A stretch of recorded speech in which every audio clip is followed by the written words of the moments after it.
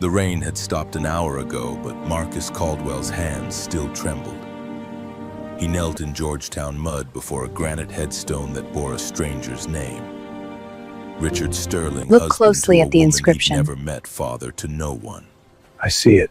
The wilted daisies cost $48. 2 days of sawing oak and sanding maple reduced to dying petals that wouldn't last the week. Dylan stood 3 feet behind, clutching the teddy bear that had survived everything else. 8 years old now, small for his age, the kind of thin that came from a body that had fought too hard for too long. His Seahawks jersey hung loose over jutting collarbones. October wind cut through the cheap fabric like it wasn't there. The watch caught the light. Patek Philippe Calatrava 18-karat gold, the kind of timepiece Marcus had only seen in magazine ads while waiting for his truck's oil change. It sat heavy on his wrist, worth more than his F-150, his tools, and 6 months of rent combined. The engraving gleamed RS. Marcus pressed his palm against the cold stone. The words came like they always did, automatic as breathing. "Thank you." A voice sliced through the October stillness, cold and precise as a scalpel. "That's my husband's grave. Who are you and why are you wearing his watch?" Marcus's head jerked up. The woman stood 15 feet away, positioned between him and the cemetery path like she'd materialized from the gray Seattle sky. Burberry coat, black as the headstone, not a thread out of place despite the wet earth. Her hair pulled back in a knot so tight it looked painful. Behind Dior sunglasses, eyes the color of winter assessed him the way an accountant might examine a discrepancy. A Mercedes S-Class sat on the access road, engine still ticking. Dylan's fingers found Marcus's sleeve. The boy had inherited his mother's radar for danger, that sixth sense that told you when someone saw you as a problem to be solved. Marcus stood slowly, aware of the mud caked on his Wrangler jeans. The way his flannel shirt had seen better years. The calluses that no amount of lotion could soften. He stood 6'1" but felt smaller under her gaze. "I'm sorry. We didn't mean to intrude." The words stuck in his throat. $48 in flowers, and he sounded like he was apologizing for stealing them. "We come here sometimes to say thank you." "Thank you." She repeated the phrase like it was in a foreign language. One gloved hand reached up, pulled the sunglasses down. Her eyes weren't winter, they were ice. "My husband died in a car accident 2 years ago, alone in the rain on his way back from a business meeting. So tell me exactly what you think you owe him thanks for. And while you're at it, explain why you're wearing his watch." The Patek Philippe burned against Marcus's wrist. He looked down at the initials that matched the name carved deep in granite and felt his chest constrict. How do you explain something you barely understand yourself? How do you tell a widow that her husband saved your son's life when she clearly believes no such thing ever happened? Dylan's small hand slipped into his, warm, alive. Evidence. "My name is Marcus Caldwell." Each word felt like lifting something heavy. "This is my son, Dylan. 2 years ago, your husband paid for Dylan's heart surgery. $300,000. We didn't know who he was until after—" His voice caught. "Until after he died." The woman's expression didn't change, but something shifted behind those ice-chip eyes. Not belief. Something colder. Suspicion edged with fury. "The hospital said it was anonymous. But then we got this." Marcus lifted his wrist, showed her the watch, the gold catching weak sunlight through clouds. "And a letter. In your husband's handwriting. That's how we learned what happened to him. That's why we come here." Victoria Sterling, because that's who she had to be, stood very still. For 30 seconds, the only sound was a crow calling from the tree line and Dylan's quiet breathing. Then she laughed. Sharp, bitter, the sound of glass breaking. That's an interesting story, Mr. Caldwell. Very touching. But my husband's accounts were all accounted for. His lawyer handled everything after the accident. There was no... She stopped mid-sentence. Marcus saw it, the flicker of doubt or maybe memory crossing her features. Her hand moved to her phone, already pulling it from her pocket. I'm calling security. Please. The word came out barely louder than the wind. Just check. 2 years ago, 5 days before the accident, a withdrawal for $300,000. Your husband told you it was for an urgent business investment, didn't he? He saw the answer in her eyes before she spoke. Her finger hovered over the phone screen. Check with Mercy General Hospital, the pediatric cardiac unit. They'll have records of an anonymous donation that covered Dylan's surgery. October 15th, 2022. They'll have the date, the amount, everything. The woman's finger didn't move. She looked at Marcus, really looked this time, taking in the work-worn hands, the faded denim, the exhaustion carved into lines around eyes too young to have them. Then she looked at Dylan, who watched her with the solemn attention of children who've spent too much time in hospitals. Dylan's jersey had ridden up slightly. Marcus saw the moment she noticed the scar pale against skin that didn't see enough sun running 6 inches down the center of his sternum. The unmistakable mark of open-heart surgery. Her expression shifted. The certainty drained like water through a sieve. Victoria Sterling. She lowered the phone without making the call. Her voice had lost its sharp edge, replaced by something more dangerous. Confusion mixed with a desperate need to understand. If what you're saying is true, if Richard really did this, then I need to know everything because my husband and I... She stopped, seemed to reconsider her words. We had no secrets, or so I thought. Bitterness crept back into her tone, but this time it was directed inward. Start from the beginning, Mr. Caldwell. Don't leave anything out. Marcus glanced down at Dylan, who nodded solemnly. The boy understood in the way children sometimes do when adults need something from them, that this moment mattered, that the woman standing before them needed their story as much as they'd once needed Richard Sterling's money. Marcus took a breath, tried to organize 2 years of gratitude and grief into something coherent. The cemetery felt very quiet, as if even the birds had stopped to listen. Dylan was 6 when he got sick. His hand rested on his son's shoulder, felt the bone too close to the surface. Heart defect, congenital. The doctors said he probably had it since birth, but it didn't become critical until that winter. The memory pulled at him like undertow. Dylan getting tired all the time, unable to run without getting winded. At first, Marcus thought it was a cold, maybe flu, the kind of thing that cleared up with rest and soup. By the time I got him to the hospital, they said his heart was failing. Tetralogy of Fallot, 4 holes in the chambers. He needed surgery immediately or he wouldn't. The sentence stuck. 2 years later, and he still couldn't finish it. Victoria listened without interrupting.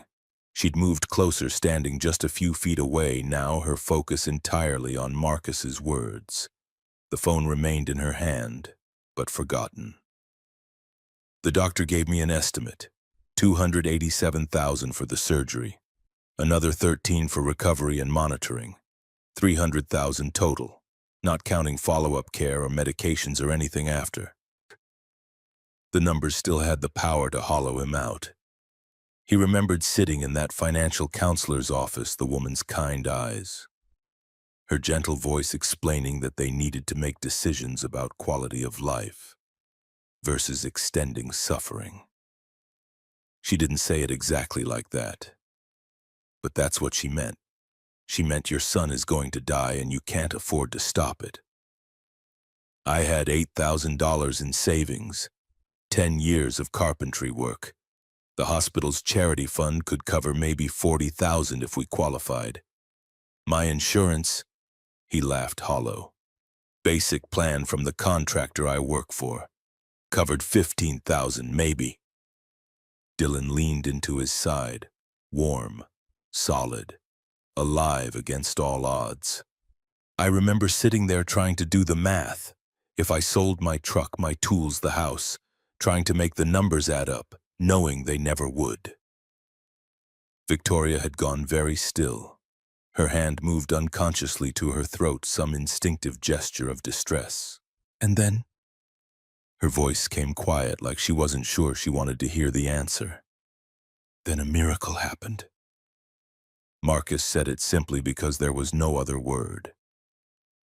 3 days after that meeting, the financial counselor called me back. She said a donor had come forward through the hospital's charity foundation. Anonymous. Complete coverage for the surgery and 6 months of follow-up care. He let out a breath that felt like it had been held for 2 years. I thought maybe it was some kind of mistake or a program I didn't know about. But she said no. One person, one check, $300,000 made out to the hospital on Dylan's behalf. For my son. From someone I'd never met. Victoria's knuckles had gone white where she gripped her phone. 300,000. She repeated the number, slowly testing its weight. Richard withdrew that exact amount, October 15th, 2022. He told me it was for a property deal that needed to close immediately. A Bellevue investment that couldn't wait. Her voice stayed carefully controlled, but Marcus heard the tremor beneath it. I remember because I questioned it. We usually discussed larger investments together, but he said the opportunity couldn't wait. That he had to move fast or lose it. A pause. And I trusted him. I always trusted him. Marcus nodded, understanding the betrayal she must feel, even if it was different from any betrayal he'd experienced.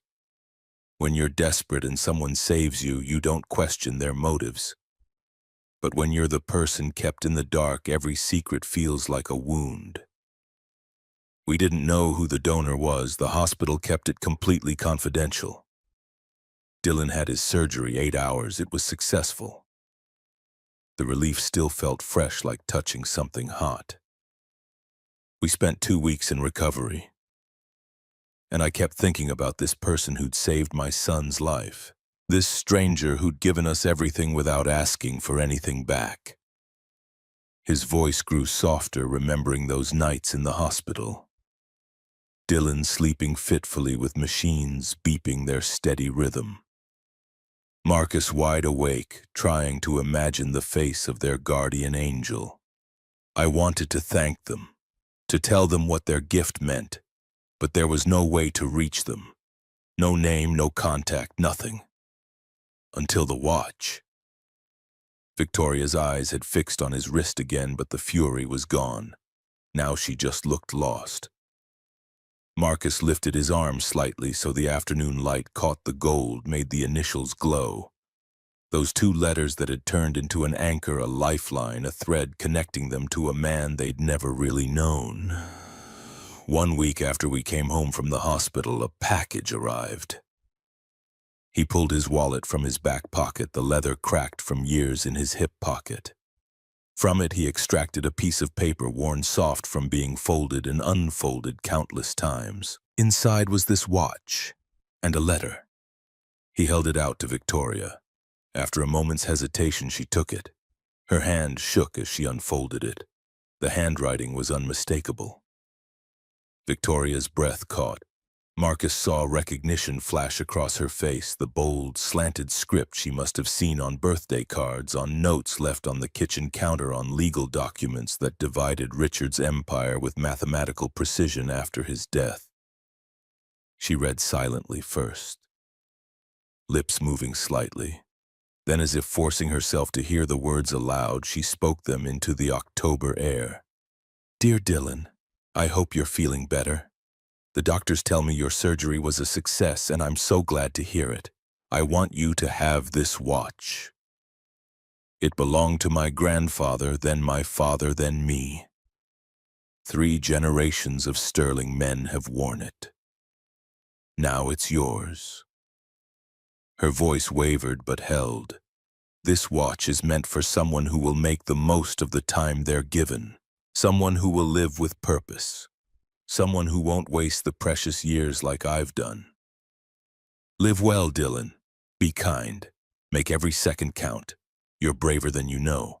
Your friend Richard Sterling. Victoria's voice broke on her husband's name. She added almost too quiet to hear. P.S. Take care of your father. I saw the pain in his eyes. It's the kind that can only be healed by a child's love.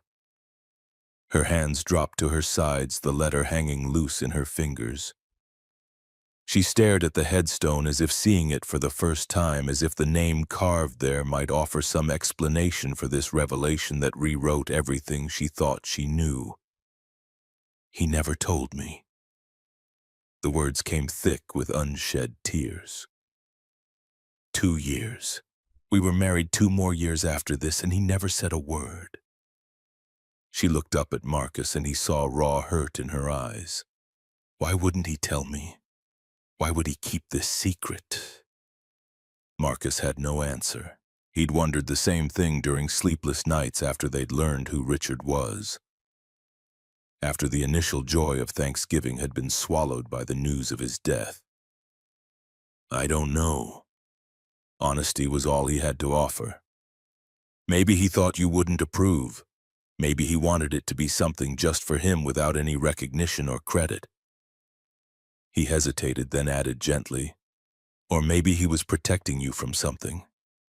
I don't know what your marriage was like, but I know what he did for my son. That kind of generosity doesn't come from nowhere. Victoria's laugh was sharp and painful. Our marriage. She turned away from them both, her gaze sweeping across the cemetery as if searching for answers among the headstones. You want to know about our marriage? The question hung in the air, rhetorical and raw. We tried to have children for 10 years. Every treatment, every specialist, every last hope. Nothing worked. IVF 6 times, surrogacy twice. $120,000 in years of my body being treated like a science experiment. All for nothing. The admission hung between them, too intimate for strangers. But she seemed unable to stop now that she'd started. After a while, we stopped talking about it. We stopped talking about a lot of things.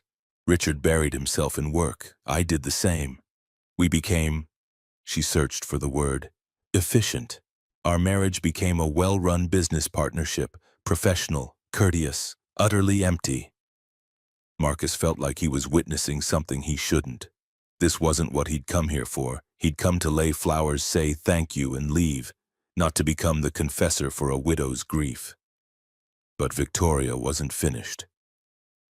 When he died, I felt relief. The words came out hard, forced through gritted teeth.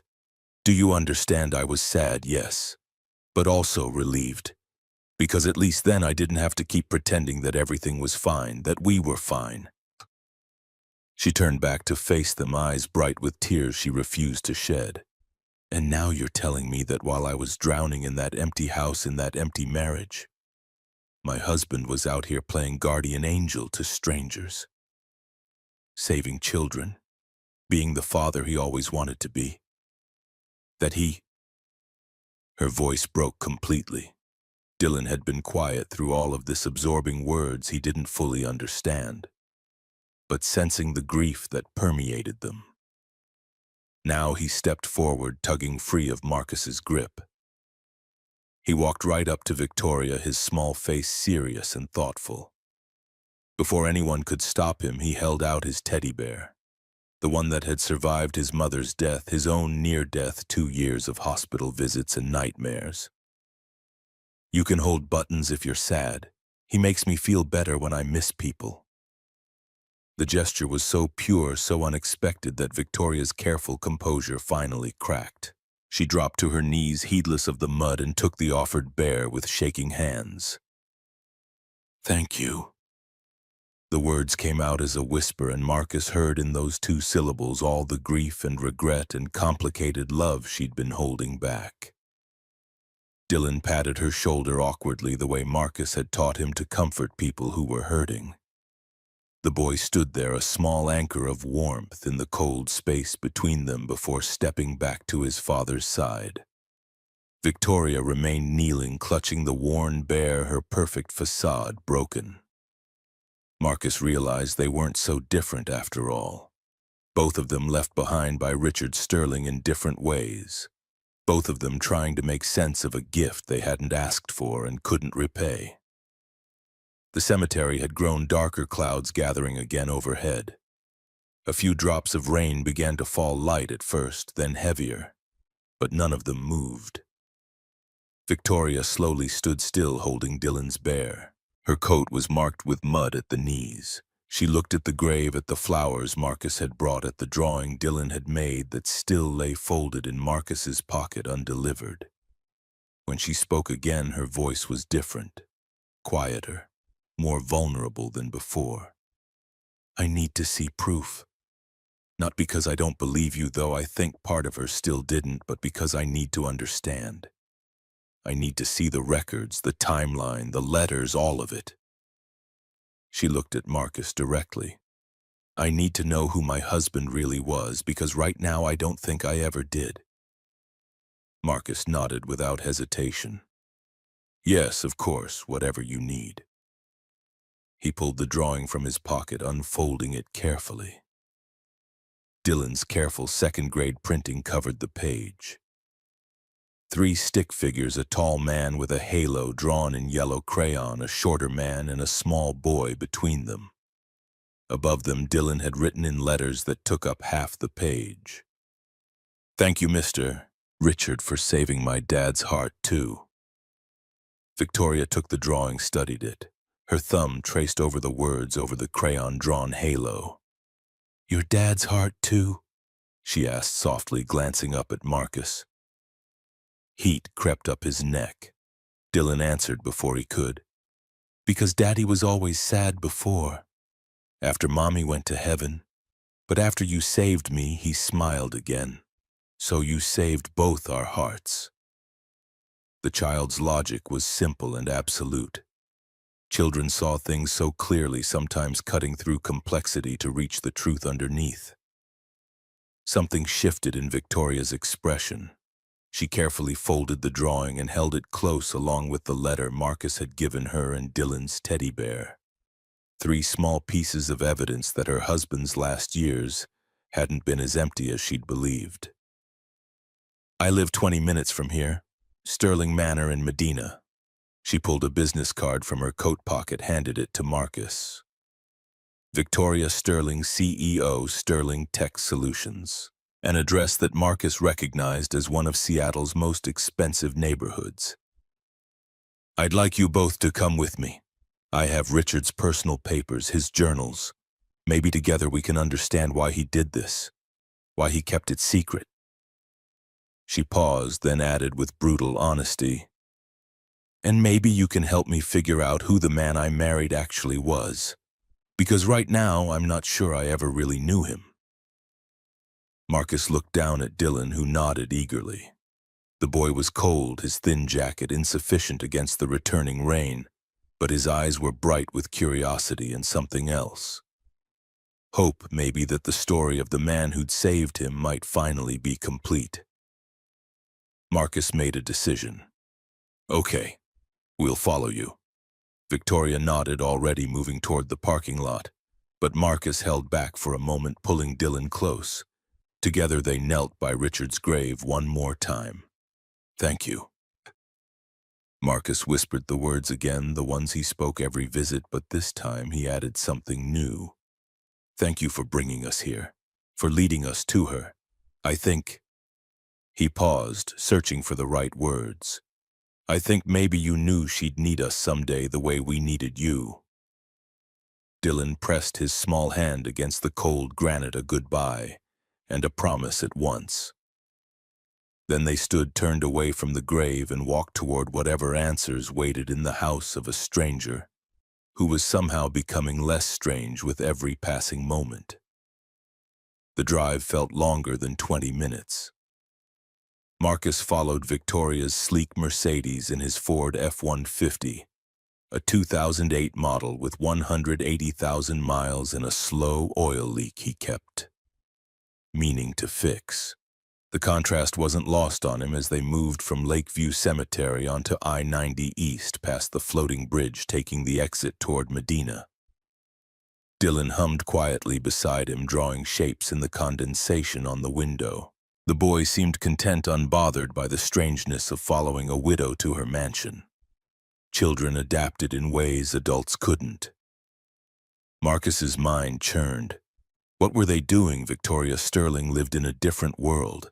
The kind of world Marcus only saw on television or in magazines at the grocery store checkout. Medina.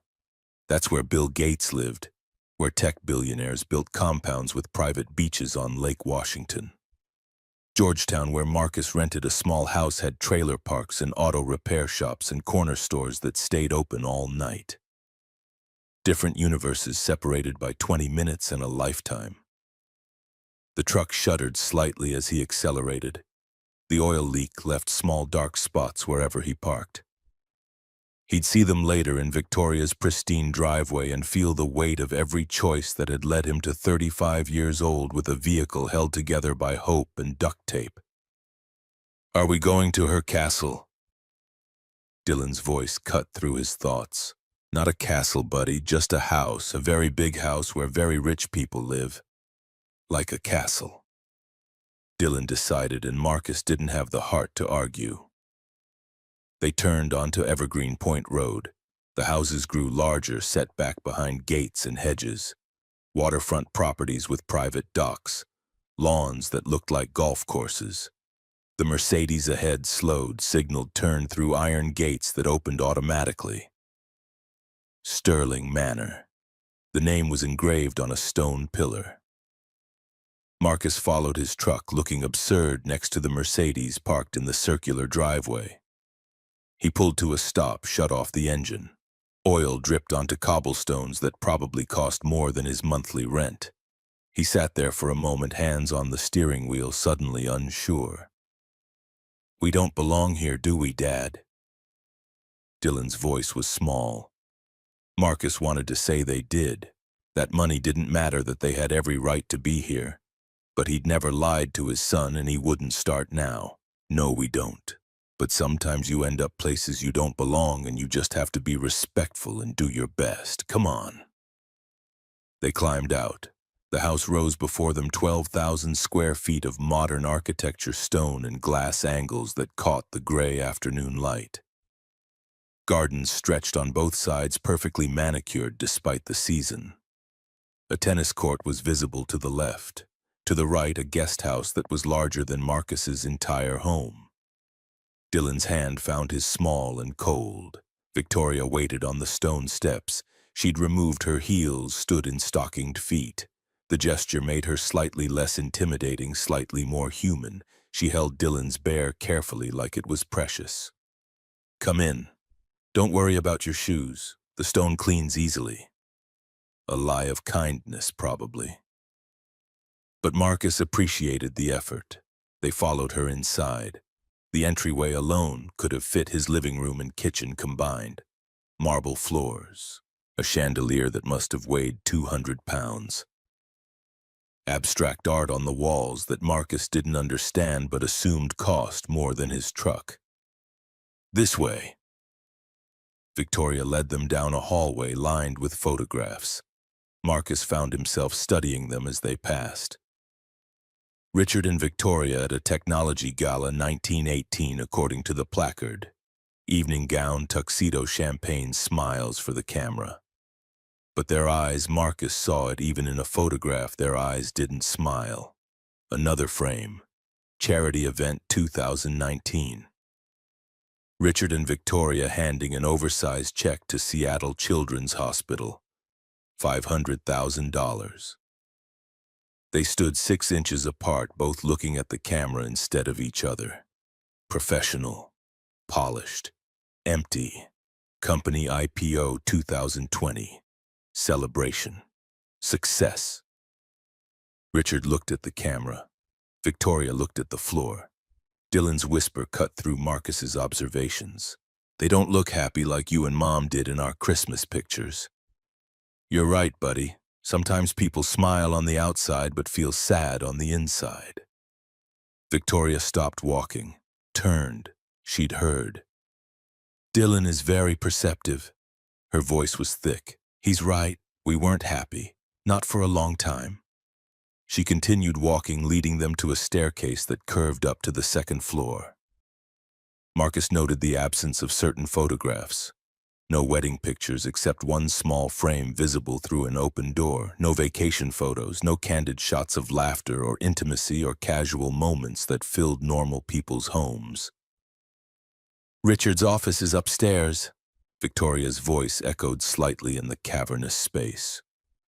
I haven't changed anything since he died. I couldn't bring myself to go through his things. It felt like... She paused on the landing, like invading his last bit of privacy. They reached a door at the end of the hall. Victoria pulled a key from a chain around her neck. She'd been wearing it for 2 years. Marcus realized, unable to use it until now. The office was smaller than Marcus expected, still large by his standards, but somehow more intimate than the rest of the house. Floor-to-ceiling bookshelves lined 2 walls filled with business texts, philosophy, American history. A massive desk dominated the space, mahogany with hand-carved details. The chair behind it was genuine leather, an Eames design Marcus recognized from a furniture catalog he'd once studied, dreaming of pieces he'd never be able to afford. Everything was immaculate, no dust, but there was a feeling of abandonment, like a museum display of a life once lived. Victoria moved to the desk, to a locked drawer on the right side. The key fit smoothly. She opened it carefully, as if something inside might escape. I've never opened this. Her voice was barely audible. Even when Richard was alive. It felt like his sacred space, the one place I wasn't supposed to look. Marcus understood suddenly part of why their marriage had failed. Too much respect for privacy became a wall. Too much space became distance. They'd given each other room until there was nothing but emptiness between them. The drawer contained 12 journals, leather-bound moleskin notebooks with years embossed in gold on their spines. 2013 through 2024, a MacBook Pro, a folder labeled Personal, Do Not File, a photograph their wedding 2008, Richard and Victoria young and genuinely happy. A small bottle of aspirin. Victoria's hands trembled as she lifted out the journals. She found 2022, flipped it open. Her breathing changed as she scanned the pages, searching for a specific date. Dylan had settled onto a leather sofa by the window, still holding buttons. Marcus stood awkwardly, unsure where to put himself in this room full of a dead man's secrets. Victoria found what she was looking for. October 10th, 5 days before Richard's death. Her face changed as she read silently, from composed to shocked, to something that looked like grief mixed with rage. Listen to this. Her voice shook. She began to read aloud, and Marcus felt like he was witnessing something too private, too raw. But he couldn't leave, he had to hear. Today I saw something that broke me. A child, maybe 6 or 7, in the cardiac ward at Mercy General. I was there for a board of directors meeting discussing expansion of the cardiac unit. The meeting ended at 4. I got lost going back to the parking garage, went past the 3rd floor pediatric cardiac unit. Victoria's voice steadied as she focused on the words, letting them carry her.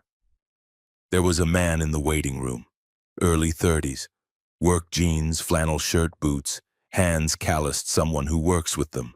He sat alone, staring through the window into a hospital room. Inside, a boy, maybe 6, lay in bed surrounded by wires and tubes. The heart monitor beeped slow, weak. Marcus felt the floor tilt. Richard had seen them that day, before the surgery was even approved. The man was crying, not loud crying. The silent kind, the crying of someone who's cried so much they have no tears left. His shoulders shook. His hands were clenched so tight the knuckles went white. Victoria paused, swallowed hard. I recognize that look. I've seen it in the mirror. I've seen it in Victoria's eyes every month after another IVF failure. It's the look of someone who's lost hope, of someone who knows they can't save the person they love most. The words landed like stones in still water. Marcus felt exposed, seen in a way he hadn't expected. That day in the waiting room, he'd thought he was alone in his grief. But someone had witnessed it. Someone had cared enough to do something about it. Victoria continued, her voice growing softer. I couldn't walk away. I stood there 10 minutes watching. Then I called the head nurse. The boy's name is Dylan Caldwell, 6 years old.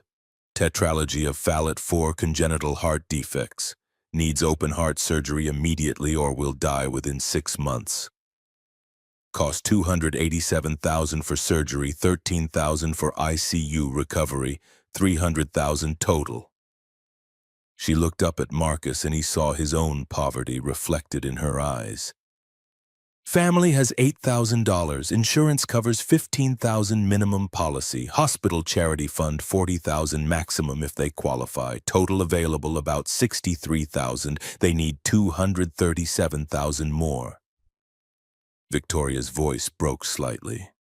The financial counselor told the father, his name is Marcus Caldwell, that they should consider comfort care instead of aggressive treatment. In other words, let your son die comfortably instead of saving him.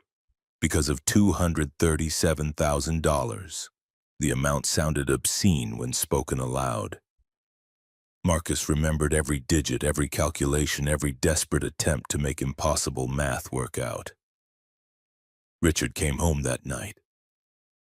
Victoria set the journal down, looked at Marcus.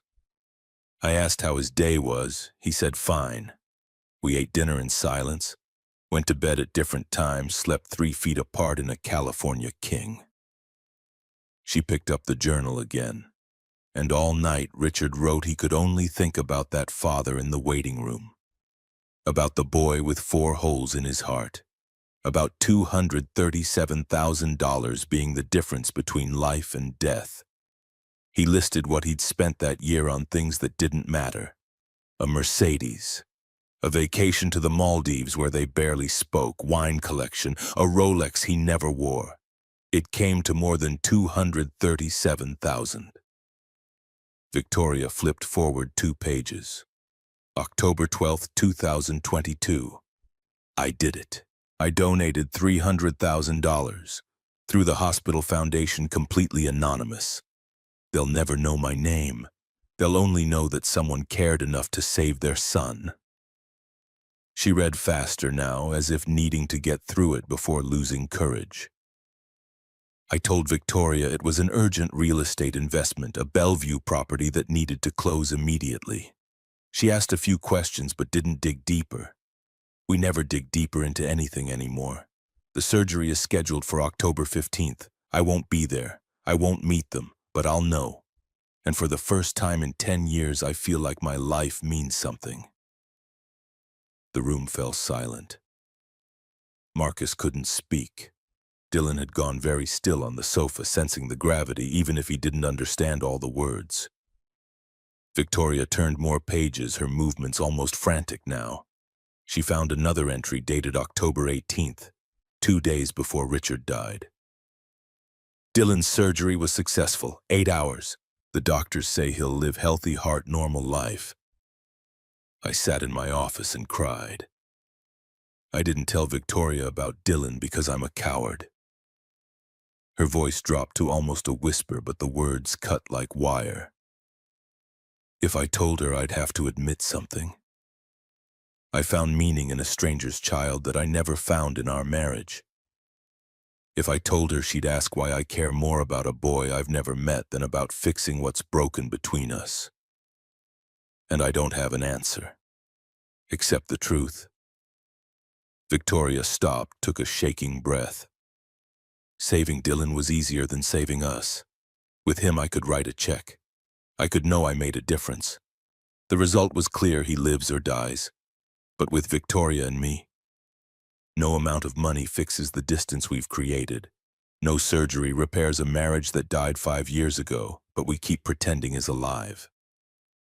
She closed the journal, set it down with finality.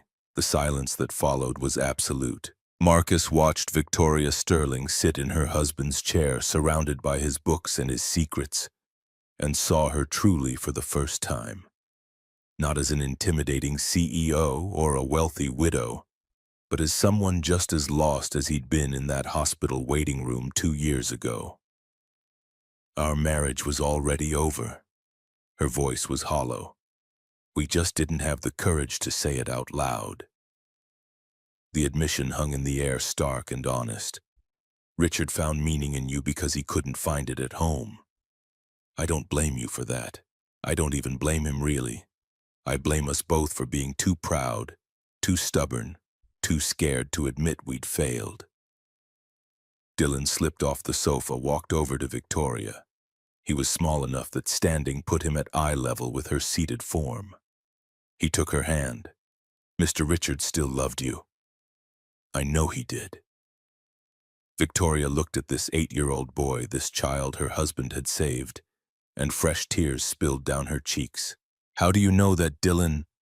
Because he gave me his special watch to give to you. He said in the letter. Dylan's face scrunched in concentration, remembering. He said about not wasting precious years. He was sad he made you sad. People who don't love each other aren't sad like that. Out of the mouths of children. Marcus felt the truth of it, the simplicity that adults overcomplicated with their fears and pride and walls. Victoria pulled Dylan into a hug. The boy went willingly, patting her back the way Marcus had taught him. For a moment they stayed that way, a widow and the boy her husband had saved, connected by a gift neither had asked for. When Victoria released him, she looked to Marcus. Stay, please. It's late. Have dinner with me. Not because I want to investigate more. Because... Her voice cracked. Because I don't want to be alone in this house tonight. Marcus looked at Dylan, who nodded eagerly. We should go. Dylan has school tomorrow. Please. Just the one word, but it carried the weight of 2 years of solitude. Marcus recognized the loneliness because he'd lived in it. After his wife died before Dylan's surgery, he'd spent months in that gray space where days blurred together and the only thing that mattered was putting one foot in front of the other. Okay, but we're ordering pizza. Not anything fancy, just pizza. Victoria laughed, actually laughed, the first real sound of joy Marcus had heard from her. I've never ordered pizza delivery in my life. Dylan's eyes went wide. Never? That's so sad. And just like that, the tension broke. Victoria wiped her eyes, stood and led them back downstairs. She fumbled with her phone, trying to figure out how to order from Domino's while Dylan coached her through the app. Marcus watched this billionaire CEO struggle with something as simple as pizza delivery, and felt the first crack in the wall between their worlds. The pizza arrived 45 minutes later. They ate at a kitchen table designed for 12, just the 3 of them sitting close together at one end. Dylan told Victoria about school, about his friends, about the Heart Heroes Club he wanted to start for kids with surgery scars. Victoria listened with genuine interest, asking questions, engaging in a way that suggested she'd forgotten how to do this, how to just be with people without agenda or armor. Marcus watched them and thought about Richard Sterling, about a man who'd saved Dylan but couldn't save himself, about how sometimes the hardest person to rescue is yourself. It was after 10 when Marcus finally said they had to leave. Dylan had fallen asleep on the living room sofa, worn out by the emotional weight of the day. Marcus carried him to the truck, the boy's arms wrapped loose around his neck. Victoria walked them to the door. She still held Dylan's bare buttons like she'd forgotten to give it back. Thank you for staying, for telling me everything, for... She struggled with the words. For showing me that Richard's last years weren't completely empty, that he found something good even if it wasn't with me. Marcus shifted Dylan's weight, felt his son's breath warm against his neck. He loved you. I don't know how I know that, but I do. Everything in those journals, he was looking for a way back to you. He just didn't know how. Victoria nodded, not quite believing but wanting to. Come back, please. I think... She paused. I think Richard brought us together for a reason. I don't know what it is yet, but I'd like to find out. Marcus thought about his workshop in Georgetown, about the custom furniture orders piling up, about the rent due in 2 weeks. He thought about Sterling Manor and the gulf between this world and his. He thought about how Dylan had smiled tonight, really smiled for the first time since his mother died. We'll come back. He settled Dylan into the truck, buckled him in. The boy stirred but didn't wake. Marcus climbed into the driver's seat, started the engine. It caught rough like it always did, oil pressure light blinking before settling. As he pulled away, he saw Victoria in the rearview mirror, standing in the doorway of her enormous house, holding a worn teddy bear, looking smaller and more alone than anyone with that much money had a right to be. The drive home took them back through worlds, from Medina's waterfront estates to Georgetown's industrial blocks, from marble and glass to vinyl siding and chain-link fences. Marcus pulled into the driveway of his rental, a small house, 2 bedrooms yard, that needed mowing, porch light that flickered. He carried Dylan inside, laid him in bed, still dressed. The boy mumbled something about castles and pizza, then settled back into sleep. Marcus stood in the doorway of Dylan's room, watching his son breathe. Steady, strong, alive. The scar on his chest hidden beneath a Seahawks jersey. But Marcus knew it was there, proof of what they'd survived. Proof that sometimes miracles happened. His phone buzzed, a text from an unknown number. Thank you for today, for Dylan, for letting me see Richard differently. I know I was cruel at first. I'm sorry. Victoria. Marcus typed back slowly, his calloused fingers clumsy on the screen. Nothing to apologize for. You were protecting yourself. We all do that. Thank you for listening, for believing us. 3 dots appeared, disappeared, appeared again. Same time next month at the cemetery. Marcus thought about it, about making this a routine, about tying his life to a woman who lived in a different stratosphere, about all the ways it could go wrong. Then he thought about Dylan's smile, about Victoria's laughter over pizza, about how Richard Sterling had seen them at their lowest and chosen to help anyway. Same time next month. He put the phone down, checked on Dylan one more time, went to his own room, the bed he'd once shared with a wife who died too young, the empty space he'd learned to live with. Tonight, for the first time in 2 years, the emptiness felt different. Not filled exactly, but less hollow, like maybe there was room for something new to grow in the spaces grief had carved out. He thought about Victoria in her mansion, probably sitting in Richard's office, reading more journals, learning more secrets. He thought about the watch on his wrist, ticking steadily forward, counting down seconds that used to feel endless but now felt precious. Tomorrow he'd go back to the workshop, sand oak, cut maple, build things with his hands, pay rent, buy groceries, live the same life he'd lived yesterday and the day before. But something had shifted. Some invisible thread now connected his small house in Georgetown to a mansion in Medina, connected a carpenter to a CEO, connected past grief to possible future something. Richard Sterling was dead, but somehow through a watch and a letter and $300,000 he'd managed to bring together 2 people who needed each other in ways they didn't yet understand. Marcus fell asleep thinking about that, about how sometimes the greatest gifts are the ones that keep giving long after the giver is gone. 2 weeks passed like water through a sieve. Victoria sent 3 emails, Short professional, each one reaching out across the gulf between Medina and Georgetown with careful words about honoring Richard's legacy, about continuing what he'd started, about needing Marcus's help to understand. Marcus replied to each one, polite, brief, evasive, swamped with orders right now. Sorry, not sure how I could help with something like that. You should work with professionals, people who know what they're doing. The truth sat heavier than the lies. Marcus was afraid of being pulled into a world where he'd inevitably fail, where his rough edges would show, where Dylan would get attached to someone who lived in a mansion and then lose her too. They'd said thank you. They'd shared one evening. That should be enough. Dylan asked every morning, every afternoon, every night before bed, "When do we see Miss Victoria again? She has her own life, buddy." But she was sad. We helped her feel better. Once.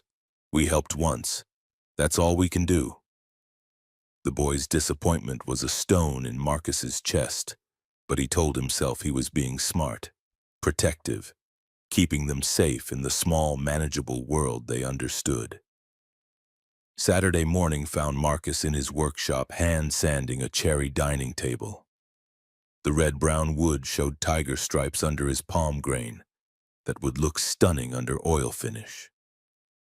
$800 for this job, a week's work. He'd built the entire piece by hand, no CNC machines, no automated tools. Just him, his grandfather's chisels, and patience earned through years of learning that perfection came from the slow accumulation of small, careful movements. The table saw had been quiet for an hour. NPR played classical music through speakers flecked with sawdust. Saturday meant Dylan did homework in the corner office Marcus had built from leftover plywood, and nobody interrupted. Except someone was knocking. Marcus straightened brushed wood dust from his flannel. Probably the restaurant owner coming to check progress. He pulled open the side door. Victoria Sterling stood on the cracked concrete, dressed wrong. Not wrong exactly. Different. Levi's instead of designer slacks. A cashmere sweater in charcoal gray instead of tailored blazers. White Converse instead of Louboutin heels. Her hair fell loose past her shoulders and she wore minimal makeup. "You've been avoiding my emails." Marcus's grip tightened on the doorframe. "I've been busy. So I came in person." From inside the workshop, a small voice squealed, "Miss Victoria!" Dylan appeared like a comet, homework abandoned, launching himself at Victoria with the fearlessness of children who hadn't yet learned about class divisions and appropriate boundaries. She caught him, stumbled slightly, then steadied and hugged him back. "I missed you. Did you come to see us? Are you staying? Dad said you were too busy, but I knew you'd come." Victoria's eyes met Marcus's over Dylan's head. Something complicated passed between them. Accusation, understanding, hurt, acceptance. "I missed you too, Dylan. I brought something for you." She pulled a folder from her shoulder bag, handed it to the boy. Inside were 3 drawings, professional quality, full color. Heart heroes, Dylan had called them in his crayon sketch, but these were rendered by someone who knew anatomy and art in equal measure. Children with surgery scars wearing capes flying through clouds. "I had a designer at my company make them. Based on your idea. I thought maybe you could hang them in your room." Dylan's face split into pure joy. He hugged the folder to his chest, looked up at Marcus with pleading eyes.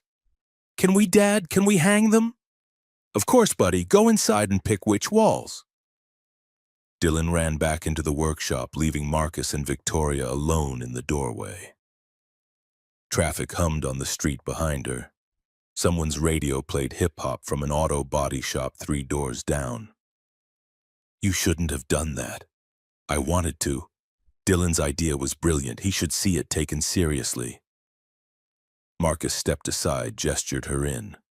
The workshop smelled like cedar and varnish and honest work.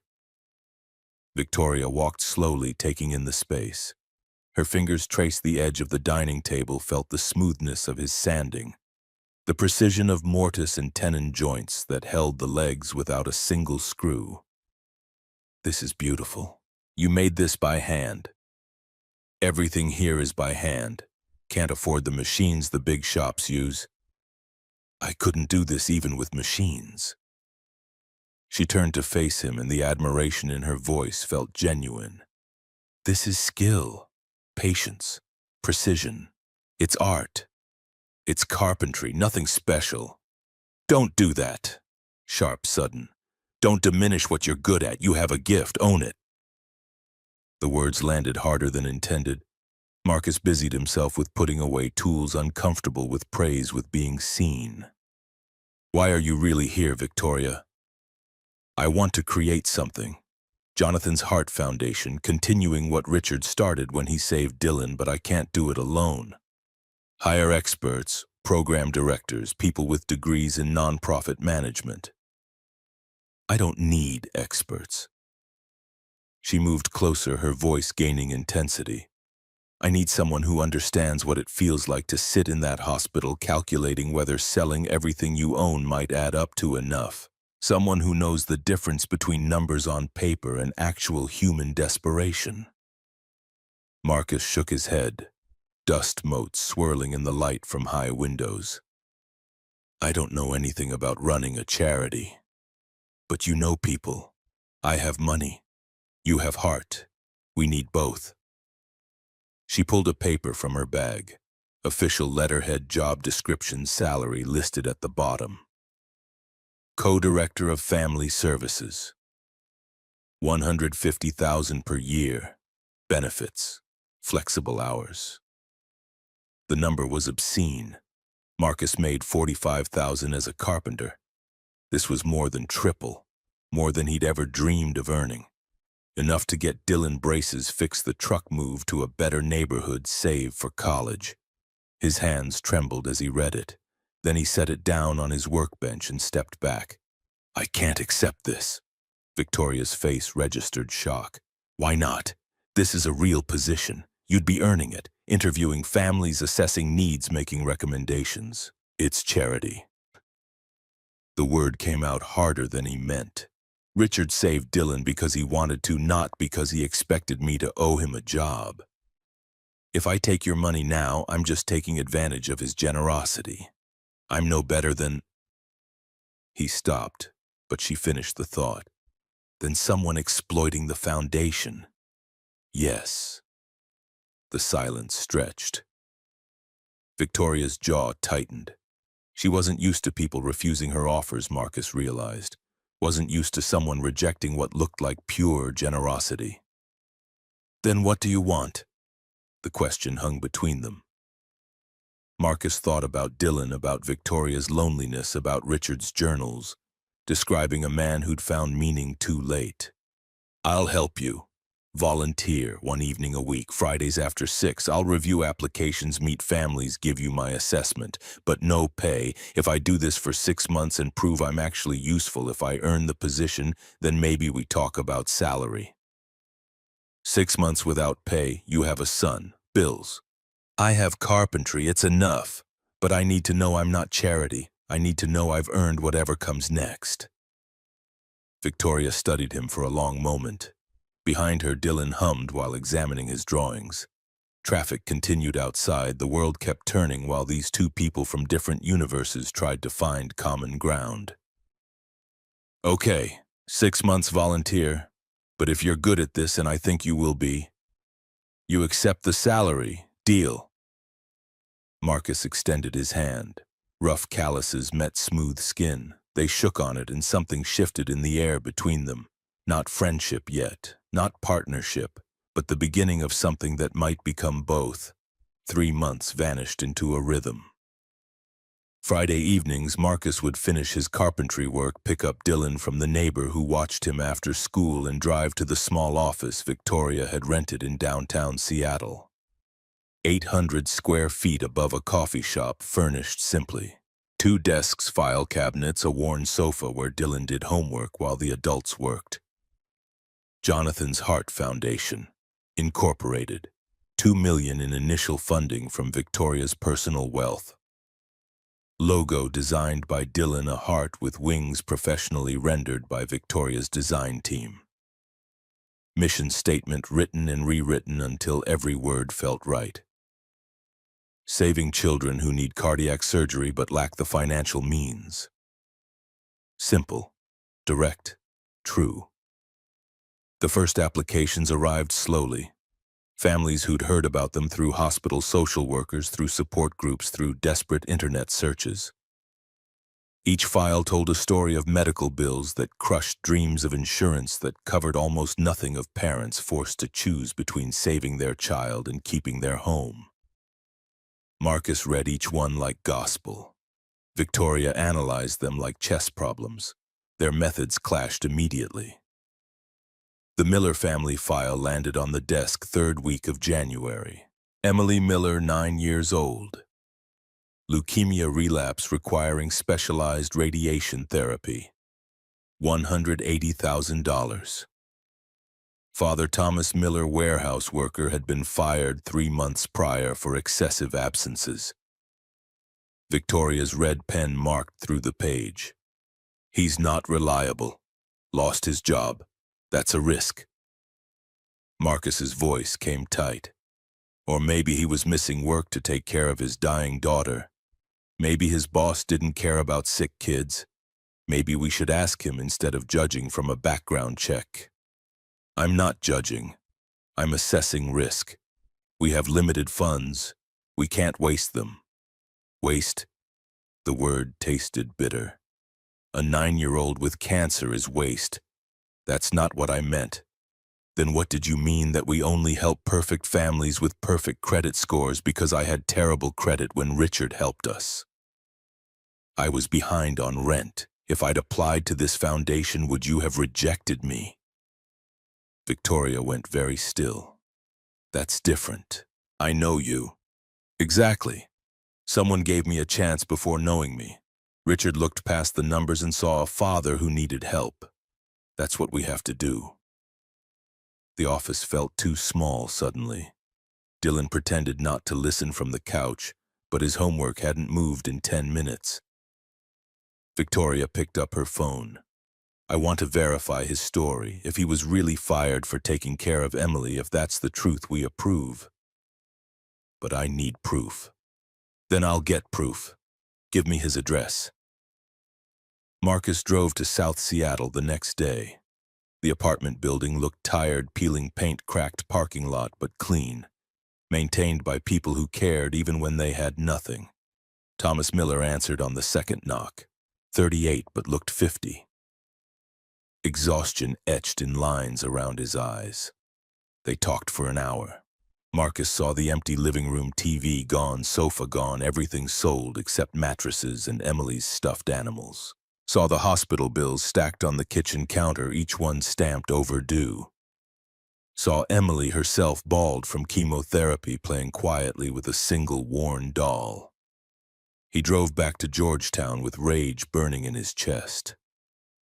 Not at Victoria. At a world where this was normal. Where fathers had to choose between jobs and children. Where 9-year-olds died because numbers didn't add up. That Friday, he walked into the office and dropped his notes on Victoria's desk. Thomas Miller missed work 15 times in 2 months.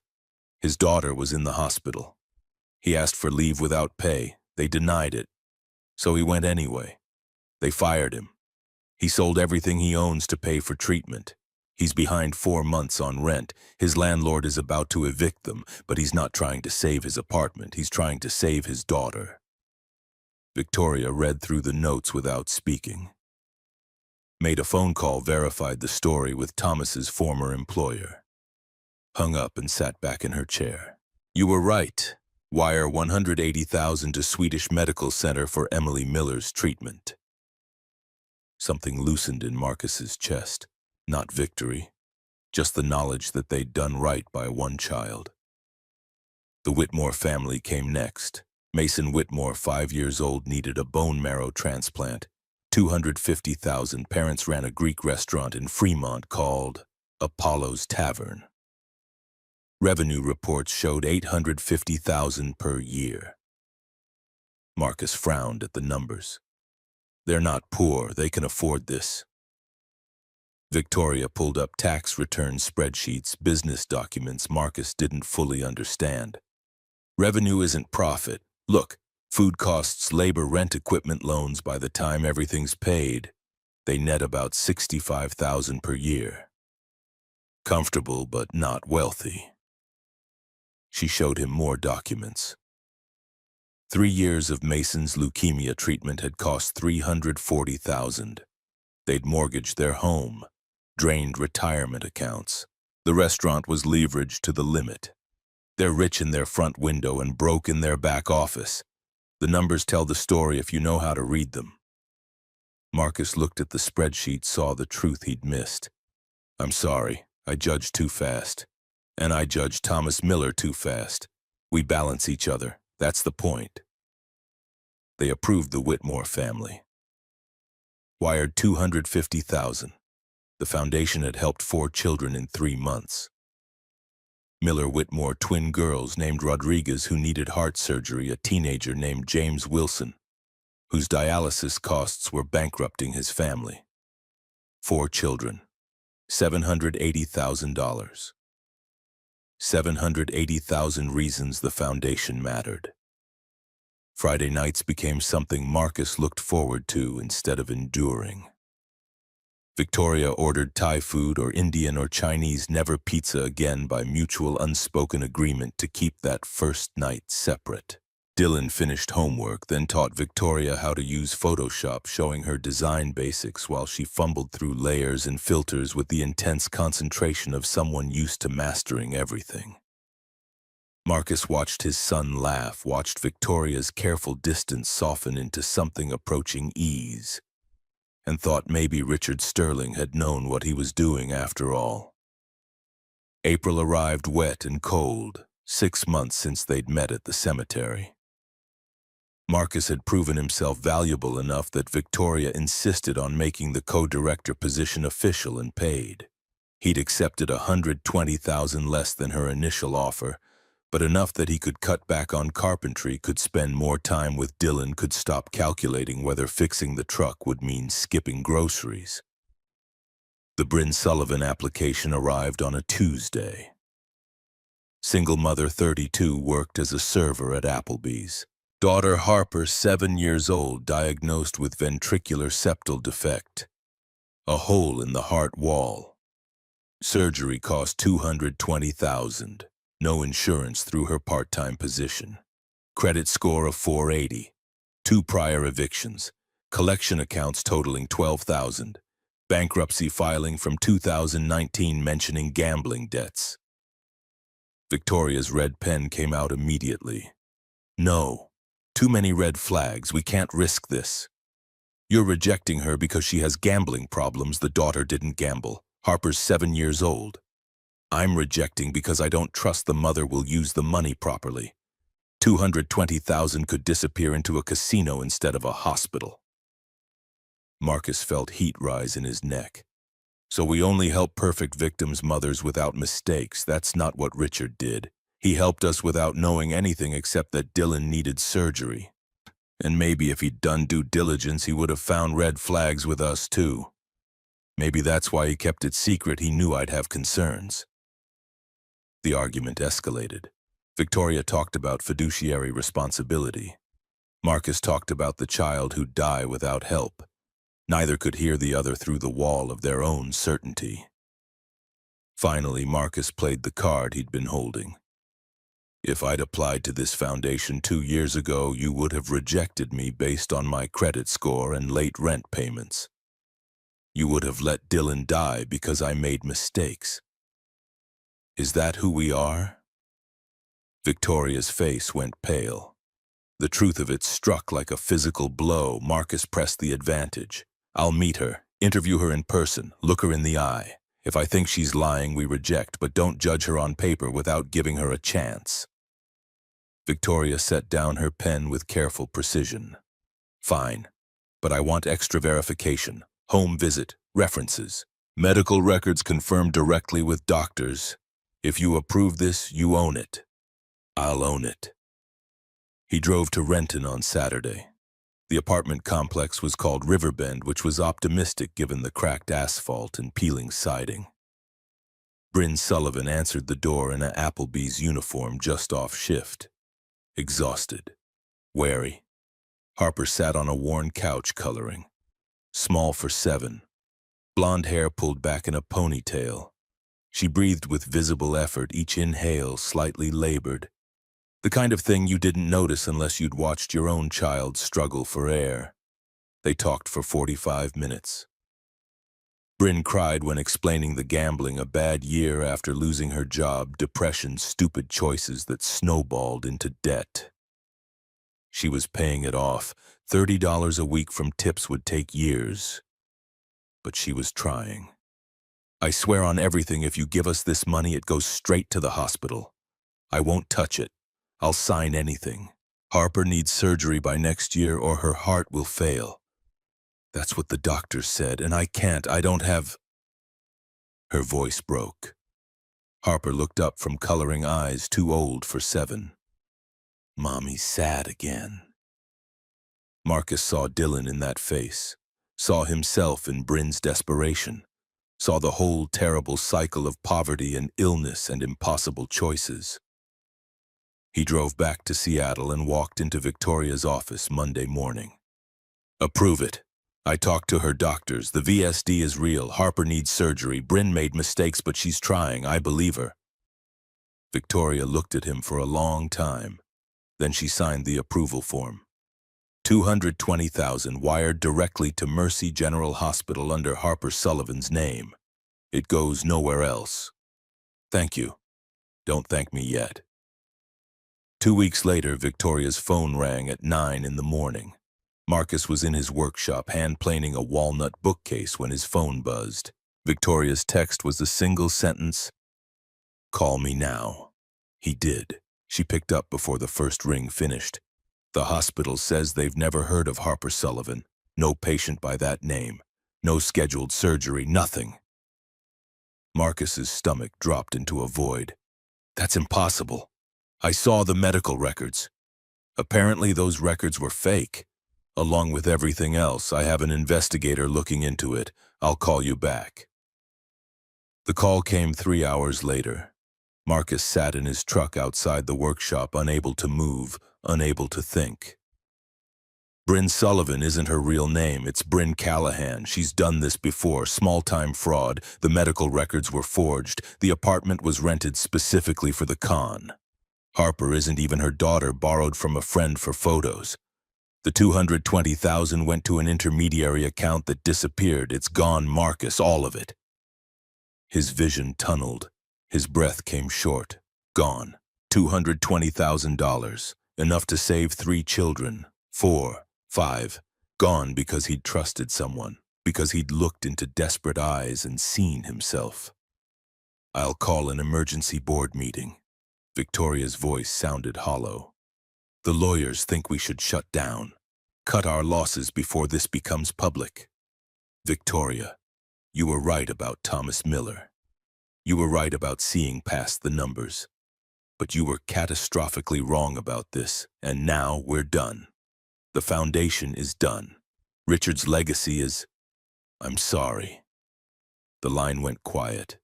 Then I know you are. So am I. She hung up. Marcus sat in his truck for an hour, watching rain start to fall, watching the world continue like nothing had changed when everything had. That Friday, he walked into the office for the last time. Victoria was already there, staring at Dylan's logo on the wall. The heart with wings seemed to mock them now. She turned when she heard him. Her face was composed, controlled, the mask back in place, but her eyes showed the truth devastation barely contained.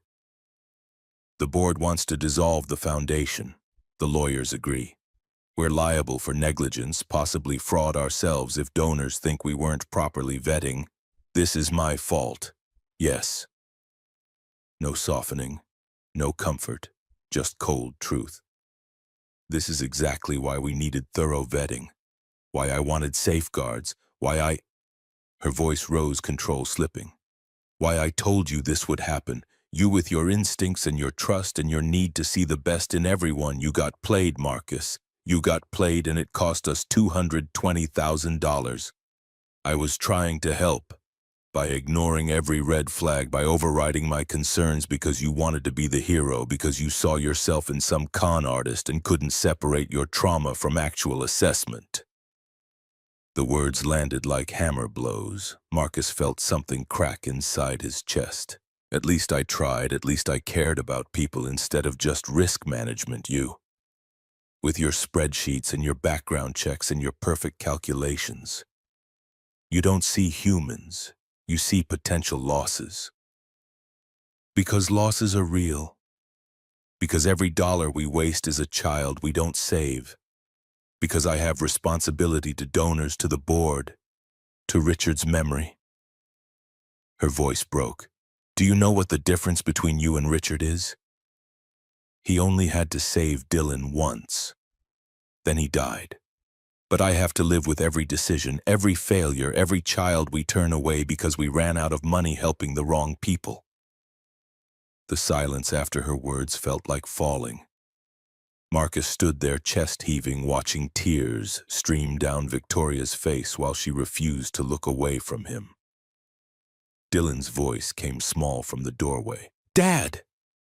The boy had been waiting in the hallway, heard everything. His homework bag slipped from his shoulder papers, scattering. Marcus moved toward him, but Dylan stepped back. You're not supposed to yell at Miss Victoria. She's sad. You're making it worse.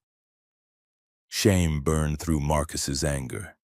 He'd done exactly what he'd taught Dylan never to do, hurt someone because he was hurting. You're right, buddy. I'm sorry. Let's go home. He gathered Dylan's papers, shouldered the bag, took his son's hand. At the door, he turned back. I quit. You were right. I don't belong here. I'm just a carpenter who thought he could do more. Marcus. But he was already gone, pulling Dylan down the stairs, out into the rain, into the truck that smelled like sawdust and failure. They drove home in silence. Dylan cried quietly, and Marcus had no words to make it better. He'd ruined everything. Proven Victoria right. Proven himself exactly what he'd always feared, inadequate for anything beyond sanding wood and cutting joints. Victoria stood alone in the office, staring at the logo Dylan had drawn. The heart with wings.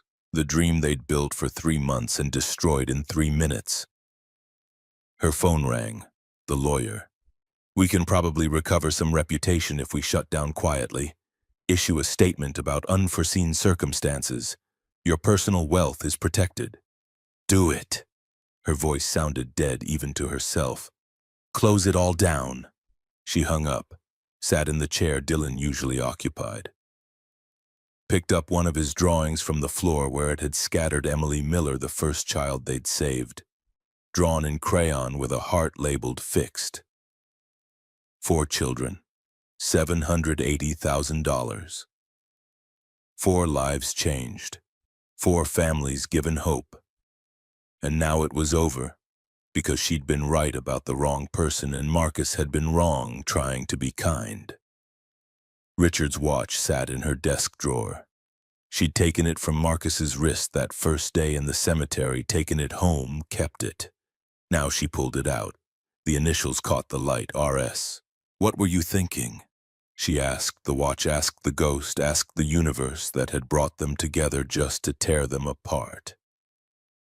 What was the point of all this? The watch ticked on, counting seconds that felt like stones. Victoria sat in the empty office for 3 days, processing dissolution paperwork, fielding calls from disappointed board members, drafting statements about unforeseen circumstances and lessons learned. The coffee shop below stayed open until midnight. She worked until the lights went dark downstairs, then worked longer in the glow of her laptop screen. On the 4th day, her phone rang. Private investigator. Ms. Sterling, there's something you need to know about the Bryn Callahan case. She listened, put down her pen, listened more. Send me everything. The file arrived within the hour. Victoria read it twice, then called Marcus. He didn't pick up. She tried again. Voicemail. Marcus, it's Victoria. I found something. Bryn Callahan does have a daughter. Harper Callahan, 7 years old. She has VSD. Real diagnosis, real need. Bryn used her own child for the con, showed us genuine medical records, but then pocketed the money instead of paying the hospital. Harper never got treatment. She's in foster care now because Bryn's in jail awaiting trial. The child is real Marcus, and she's dying. She hung up, stared at the phone, waited. 20 minutes later, Marcus called back. Where's Harper now? Group home in South Seattle. Renton Family Services. I'll meet you there tomorrow, 9 a.m. The line went dead. No apologies, no reconciliation, just the mission. Maybe that's all they had left. The foster home occupied a converted craftsman on a street where lawns needed mowing and porches sagged under decades of Pacific Northwest rain. Marcus's truck arrived same time as Victoria's Mercedes. They nodded to each other across the driveway, acknowledgement without warmth, soldiers reporting for duty. Porting. Dylan climbed out of the truck uncertain. He hadn't spoken much since the fight. Hadn't asked about Victoria or the foundation or when they'd go back. Just withdrew into himself the way children do when adults shatter their small, safe worlds. A social worker met them at the door, 40's tired eyes, the look of someone who'd seen too many children slip through too many cracks. Harper's in the playroom. She doesn't talk much. Hasn't since her mother was arrested. The heart condition makes her fatigue easily, so she mostly sits and watches the other kids. The playroom held 6 children ranging from toddler to preteen. Toys scattered across worn carpet. A TV played cartoons no one watched. Harper sat in the corner, small even for 7, clutching a stuffed rabbit that had seen better years. Blonde hair pulled into a messy ponytail, blue eyes that tracked movement without engaging. Dylan saw her and froze. Marcus felt his son's recognition there, but for grace went he. Dylan had been that child once, the sick one, the different one, the kid who couldn't keep up. Hi. Dylan's voice came quiet as he crossed the room. I'm Dylan. That's my dad Marcus, and that's Miss Victoria. We came to see you. Harper looked at him without speaking. Dylan sat down cross-legged in front of her, not too close, giving space. I like your rabbit. What's his name? Nothing. I have a bear named Buttons. He's really old and one eye is loose, but I love him anyway. Is your rabbit old too? Harper's fingers tightened on the rabbit's ears. A nod barely perceptible. I had surgery. Dylan lifted his shirt, showed the scar that ran down his sternum. On my heart. It was sick, but doctors fixed it. Does your heart need fixing too? Harper stared at the scar, reached out one finger, traced it through the air without touching. Her voice came thin and reedy like wind through broken windows. Mine's broken. Mommy said she'd fix it, but she lied. The words broke something in Victoria. She'd been standing by the door, observing, assessing, keeping professional distance. But that small voice saying she lied cut through every defense she'd built. She crossed the room, knelt beside Dylan and Harper. The girl flinched. Your mommy did lie. I'm sorry she did that, but we're here because we don't lie. We came to help you if you'll let us. You have lots of money. Harper's eyes held no hope, just tired knowledge beyond her years. Yes. Mommy said people with money don't help people without money, they just pretend. Victoria absorbed the hit, deserved it maybe. Your mommy was wrong about that. Sometimes people with money do help. Sometimes they mess up and fail. Sometimes they try again. I want to try again with you, Harper. I want to pay for your surgery and... She hadn't planned this, hadn't discussed it with lawyers or thought through implications. But watching this child who'd been used as a prop in her mother's con, who'd never gotten the help that was supposed to save her. Victoria knew with absolute clarity what needed to happen. And I want to be your family, if you'd like that. After you're better, after the surgery, I'd like you to come live with me, permanently." Marcus's head snapped up. Harper went very still. "Like adopted?" "Yes, like adopted. But you don't know me." "Not yet. But I'd like to." Harper looked at Dylan, seeking guidance from the only person in the room who might understand. Dylan grinned. "Miss Victoria's house is really big, like a castle, and she orders pizza even though she's rich, and she's learning Photoshop from me. She's actually pretty cool." That almost smile flickered across Harper's face. She looked back at Victoria. "Can I bring Mr. Hops?" She held up the rabbit. "Mr. Hops has to come. He's family too." "Okay then." Just like that.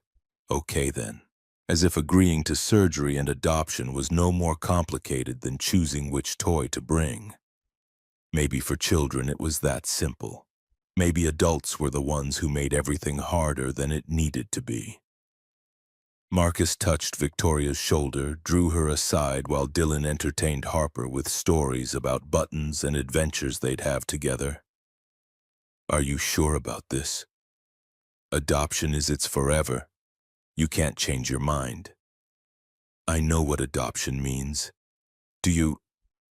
Have you thought about what it takes? She'll have trauma from her mother's arrest, trust issues. She'll need therapy, patience, time you might not." "I have time." Victoria's voice held steel. "I have money. I have this enormous house with empty rooms. I have everything except someone to share it with. Richard and I spent 10 years wanting a child and never getting one. Maybe this is why. Maybe Harper is who I was supposed to find." Marcus studied her face, searching for doubt or impulse or the desperate need some people had to rescue things because they couldn't rescue themselves. He found none of that, just determination and something that looked like readiness. "Then Dylan and I will help however we can. If you're doing this, you're not doing it alone." "I thought you quit." "I quit being angry. The foundation still needs to exist. Harper proves that. Real kids fall through cracks while we're busy being right or wrong about other things." Victoria felt something unlock in her chest, not forgiveness exactly. They'd both said things that couldn't be unsaid, but maybe forgiveness wasn't required. Maybe just moving forward was enough. "The surgery first, then we figure out the rest." Seattle Children's Hospital scheduled Harper's surgery for late May. Ventricular septal defect repair, 8 hours. Estimated surgeon named Dr. Patricia Chen, who had steady hands and 30 years of experience closing holes in children's hearts. Victoria moved Harper to Sterling Manor 2 weeks before surgery for pre-op appointments, and to help the girl adjust. The social worker approved temporary emergency placement given the medical urgency and Victoria's resources. The adoption paperwork would take months, background checks, home studies, but the surgery couldn't wait. Harper moved through the house like a ghost at first, touched nothing, asked for nothing, slept curled tight around Mr. Hops in a bedroom twice the size of her foster home's playroom. Victoria floundered. She'd run a tech company, managed hundreds of employees, negotiated deals worth millions. But she couldn't figure out how to make a 7-year-old eat breakfast or brush her teeth or trust that the bed would still be there tomorrow. Marcus and Dylan came over every evening. Dylan showed Harper his room at home, small and cluttered and full of life, taught her card games and how to draw hearts with wings. Marcus quietly demonstrated routine to Victoria while she watched and learned. Kids need structure. Same bedtime every night, same breakfast ritual. Doesn't matter what the ritual is, just that it's consistent. I can do consistent.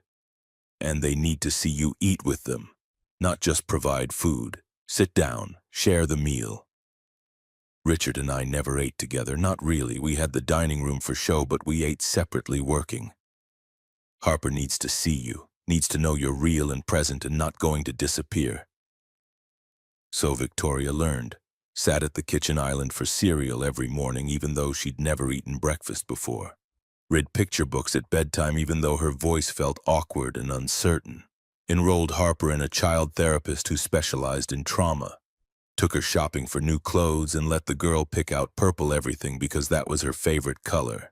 Slowly, incrementally, Harper began to emerge. Laughed at Dylan's jokes, asked Victoria questions about the big house, admitted she was scared about surgery but glad it was happening. The morning of the operation, Victoria dressed in jeans and a sweatshirt, comfortable clothes for a long wait. Harper wore purple pajamas under her hospital gown. Dylan had drawn her a picture, two girls holding hands, both with scars, both with capes. Heart heroes. When you wake up, you'll be like me and Dylan. You'll have a scar that proves you're brave. Harper clutched the picture. Victoria held her other hand. Marcus stood behind them, steady presence. The surgery took 9 hours, longer than expected because the VSD was larger than scans had shown. Victoria paced the surgical waiting room, drank terrible coffee, answered emails without reading them. Marcus sat quietly, Dylan asleep against his shoulder. They'd been here before, knew the weight of waiting, knew how seconds stretched into geological time when someone you loved was under a surgeon's knife. Dr. Chen emerged at hour 9. Scrub still on mask, pulled down exhaustion around her eyes, but something else too. Success. Harper did beautifully. The defect is repaired. Her heart will function normally now. She'll need monitoring, but her prognosis is excellent.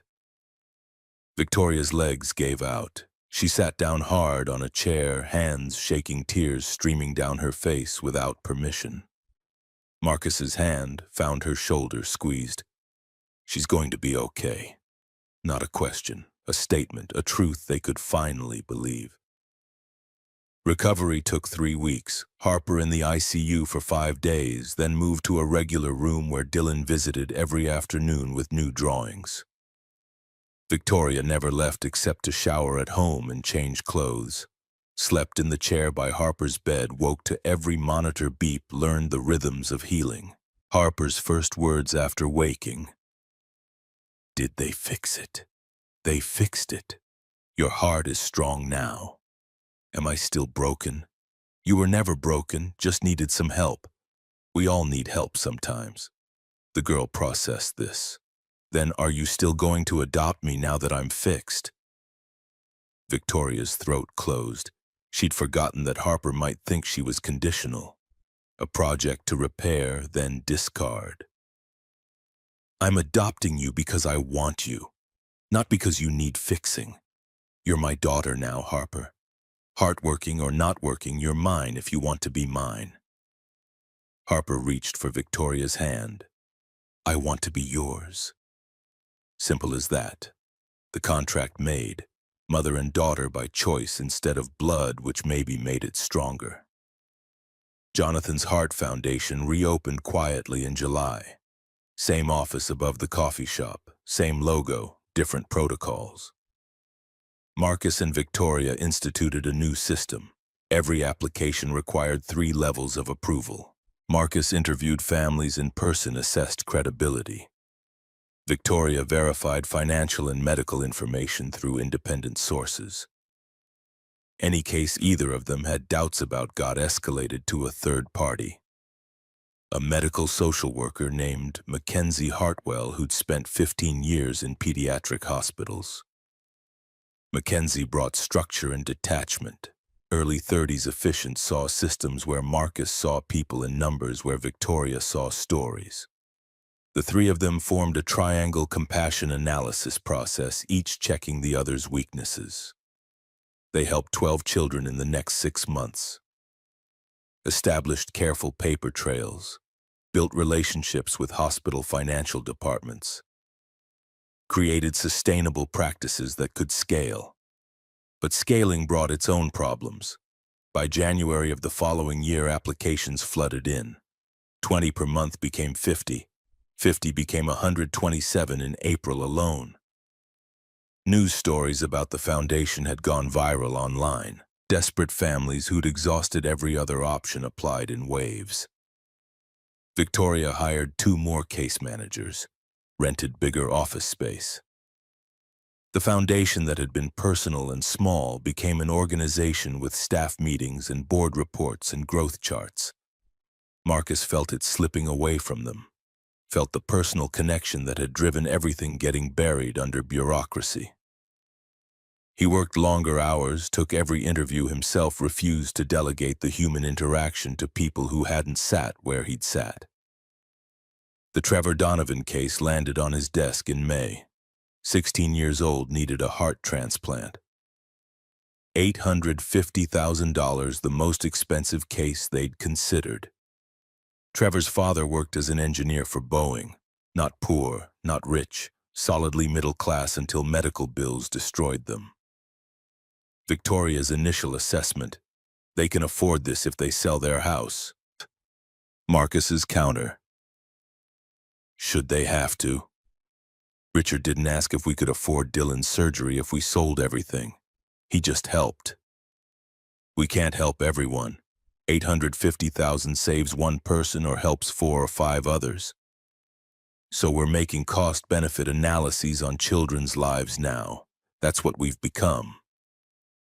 The argument circled familiar pattern. They'd learned to disagree without destroying each other, but the strain showed. Victoria retreated into numbers. Marcus pushed harder on principles. Mackenzie brokered compromise. They'd approved Trevor's case, but it meant pausing other applications for 2 months to rebuild the budget. Neither Marcus nor Victoria felt good about the decision, just trapped between impossible choices. Marcus drove home after midnight exhausted, pulled into his driveway in Georgetown and sat with the engine running, trying to summon energy to walk inside. His chest felt tight, probably stress, probably too much coffee and not enough sleep. The tightness intensified, became pressure, became pain that radiated down his left arm. He fumbled for his phone. Called 911. Managed to give his address before the world tilted sideways and darkness ate the edges of his vision. Dylan found him collapsed in the truck an hour later when Marcus didn't come inside. The neighbor who watched Dylan after school called the ambulance. Called Victoria because her number was on Marcus's emergency contact list right below Dylan's pediatrician. Victoria arrived at Harborview Medical Center 20 minutes later. Harper in tow because there'd been no time for babysitters. Found Dylan in the ER waiting room, tear-streaked and shaking. Harper wrapped around him, whispering comfort she'd learned from him in her own hospital stay. "Where's my dad? Is he dead? Is he going to die like my mom died?" "He's alive. The doctors are working on him. We'll know more soon." The cardiologist appeared after 90 minutes. Stress-induced angina. Not a full heart attack, but warning signs that couldn't be ignored. Overwork, insufficient sleep, anxiety manifesting as cardiac symptoms. He needed rest, needed to reduce stress, needed to take care of himself before his body made the decision for him. Victoria stood outside Marcus's room after they'd moved him from the ER. Watched him sleep IV in his arm monitor, tracking his heartbeat. Thought about Richard working until his last day, dying in his car on wet pavement because he'd never learned to slow down. The pattern was there. Could see it clearly. Marcus running himself into the ground the same way Richard had. Except this time she could stop it. This time she had the power to prevent the loss. She waited until he woke, pulled a chair close to his bed. "You're taking a month off, starting now." Marcus tried to sit up, winced. "The foundation. We'll survive without you for 4 weeks. Mackenzie and I can handle applications. Dylan needs his father alive. Harper needs her Uncle Marcus. I need—" She stopped, started again. "The difference between you and Richard is that Richard had no one to tell him to stop. He worked himself to death because I let him, because we were too disconnected to care about each other's destruction. But we're not disconnected, Marcus. You and Dylan and Harper and me, we're family now. And family doesn't let each other die for a foundation, even a good one. 4 weeks. I can't just— 4 weeks or I fire you, and I'll make it stick. I own the foundation. I can do that." He saw she meant it, saw the fear under the steel, saw that she'd already lost one person to work and wouldn't lose another. What am I supposed to do for a month? Take Dylan somewhere. Road trip, coast, mountains, anywhere that isn't Seattle and doesn't have email. Teach him to fish. Build something with your hands that isn't a deadline. Remember why you stayed alive. Marcus closed his eyes, felt the truth of exhaustion he'd been denying for months. Okay, 1 month, but you have to promise me something. What? Don't let this place eat you too. Don't become Richard.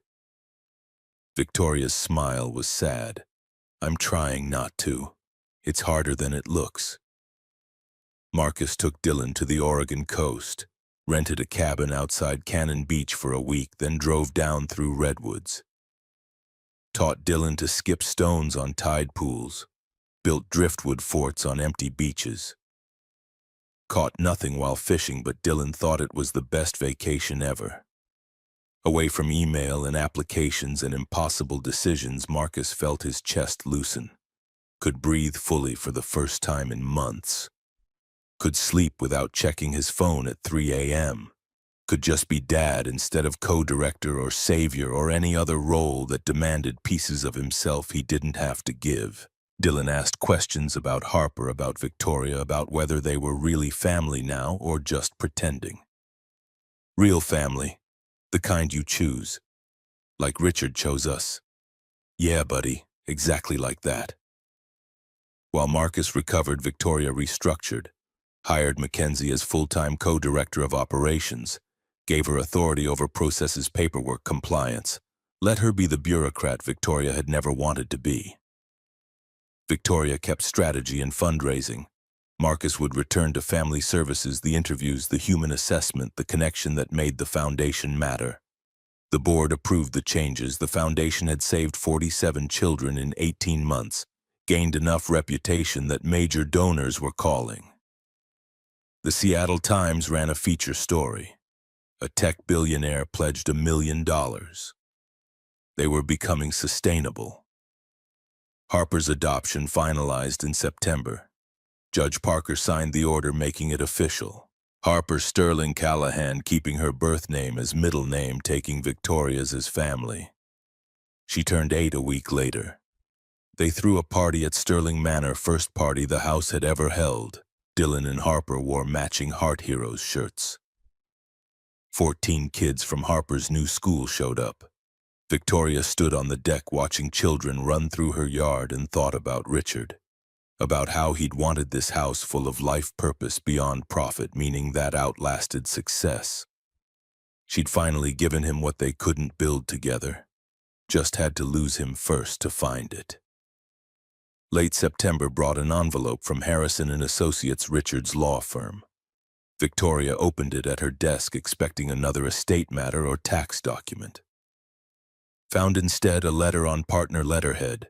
Ms. Sterling, Richard established a safe deposit box to be opened 3 years after his death. The key was held in escrow with instructions to contact you when that date arrived. The 3-year anniversary is October 20th. We've arranged access at Seattle First National for any date convenient to you. 3 years, an age ago and yesterday simultaneously. Victoria called Marcus. Richard left something, timed release. 3 years after his death. Will you come with me to open it? Of course.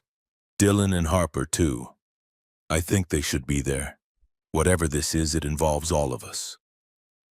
They met at the bank on a gray October afternoon, exactly 3 years and 5 days after Richard died. The vault manager led them to a private room, brought the box, left them alone. Victoria's hands shook as she used the key. Inside was a single envelope, thick, addressed in Richard's handwriting. To whoever continues my work, if anyone does. She opened it carefully. The letter was dated October 18th, 2022, 2 days before he died. Do you want me to read it? Marcus's voice came gentle. No, I need to hear his words. She read aloud. Her voice wavered but held. If you're reading this, it means I'm gone. It also means someone created the foundation I was planning to propose to Victoria, maybe Victoria herself. Maybe a stranger. Either way, thank you. I don't know how I'll die, but I know I'm not ready. There's so much left unsaid, so much left undone. The truth is, I was a coward most of my life. I had everything, money, success, a brilliant wife, but I was empty because I never had the courage to be vulnerable. To admit my failures, to say I need help. Then I met a father and son in a hospital. I didn't know their names at first, just saw a man broken by love, willing to destroy himself to save his children. That kind of love terrified me. Because I'd never felt it. Not for Victoria, not for anyone. I'd loved, but never with that total self-sacrificing abandon. So I helped them, anonymously. Still a coward, still afraid Victoria would see my empty heart. But something changed when I helped that boy. For the first time in years, I felt like my life meant something.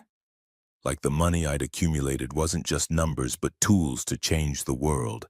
If you're running this foundation, you've learned what I was just beginning to understand.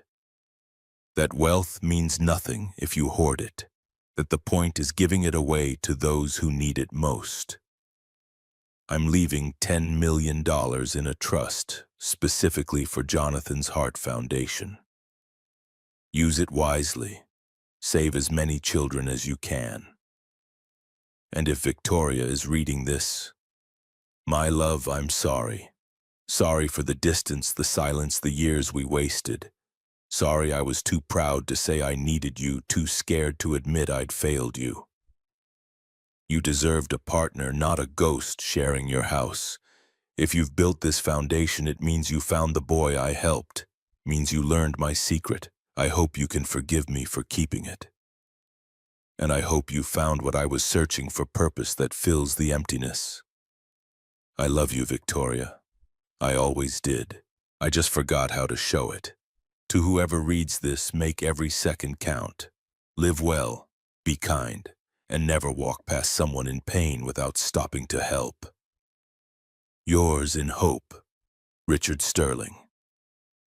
The room fell silent except for the sound of Victoria crying. Not the controlled tears from the cemetery 3 years ago. Real sobs that shook her shoulders while Marcus held one side and Harper held the other and Dylan pressed close. $10 million. The foundation had operated on Victoria's personal wealth and donations. This trust would sustain them for years, would let them help hundreds of children. Richard's final gift, planned before his death, delivered after it. He was ready to tell you. Marcus's voice was thick. He wrote this 2 days before the accident. He was finally going to be honest. But he ran out of time. Victoria wiped her eyes. He was driving back from somewhere, probably rehearsing what he'd say. And he didn't see the curve or the rain, or she couldn't finish. Didn't need to. They all understood. Richard had been on the cusp of transformation. Had saved Dylan as practice for saving his marriage. Had planned this foundation as a way back to Victoria. And died before taking the first step. But his death had accomplished what his life couldn't. Had brought them all together. Had created the family he'd wanted and the purpose he'd sought. Just not in the way he'd imagined. Harper tugged Victoria's sleeve. Can we go see Mr. Richard's grave? I want to say thank you. Yes, let's all go. They drove to Lakeview Cemetery in 2 cars. October afternoon fading into evening, 3 years to the day after Marcus had first knelt in mud with wilted daisies. Everything had changed. Nothing had changed. The grave still held a man who'd saved them all without knowing what he'd started. Marcus laid fresh flowers. Daisies again, but expensive ones this time. Victoria added white roses. Harper and Dylan placed drawings, heart heroes flying through clouds. Saving other kids, being brave. Other families started arriving. Word had spread through the foundation's network. parents whose children had been saved, the teenagers themselves, healthy and alive. They came with flowers, with gratitude, with stories of the second chances they'd been given. 47 children, 47 families who wouldn't have to choose between their homes and their kids' lives. And with Richard's trust, hundreds more to come. Victoria stood at the center of the gathering. Harper pressed against her side and spoke to the crowd. Richard Sterling wanted to know if his life meant something. I can answer that now. He changed the world, not through his business or his wealth, but through one choice to help a stranger. That choice created ripples that will never stop. 73 children are alive today because Richard saw Marcus and Dylan and decided to act. Hundreds more in years to come because he had the foresight to plan beyond his death. That's immortality, that's legacy. Marcus added his own words, voice steady with certainty. 3 years ago, I came to this grave to thank a stranger. I'm leaving today with family, with purpose, with proof that goodness exists even in darkness. Richard gave us more than money. He gave us each other. He gave us a reason to be better than we were. They established a tradition. October 20th would be Richard's Day.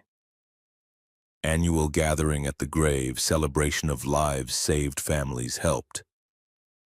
Not a day of mourning, but of gratitude.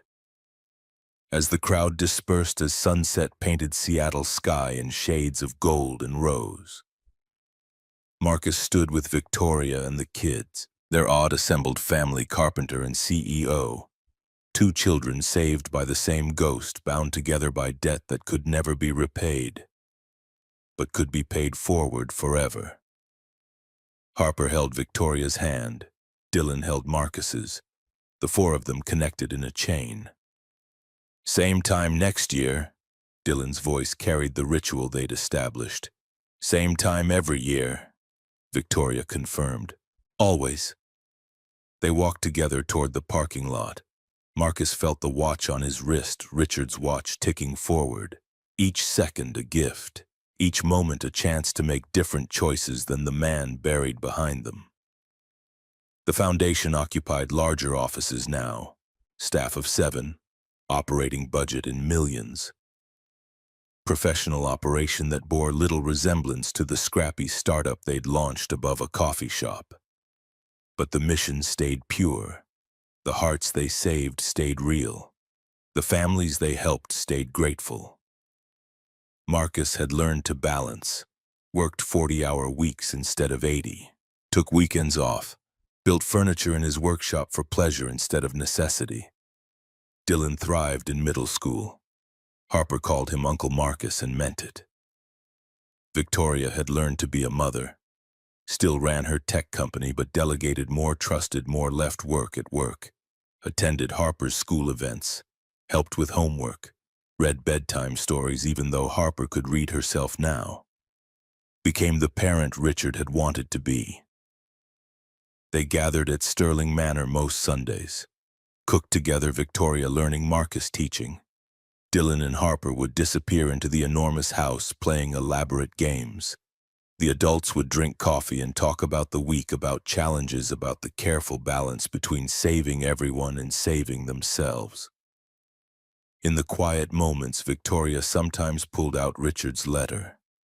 Read his words about courage and vulnerability, about wealth meaning nothing if hoarded, about love that he'd felt but never shown. She'd forgiven him, not immediately, not easily, but gradually, watching Marcus and Dylan raising Harper, building the foundation into something sustainable she'd understood.